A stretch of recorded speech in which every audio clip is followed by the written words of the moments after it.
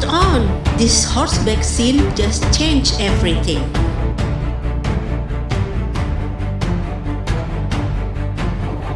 The moment Chang Li-he rides in as Xiao Li in Qiluan, the whole aura shifts.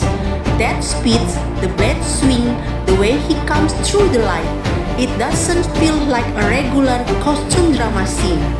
It feels like a hero entrance. The dominance is insane. And if this is just leaked footage, imagine the final cut. Now add the anticipation for Chuyu as Xi Zheng. This is not just one role hitting, it's a full takeover era.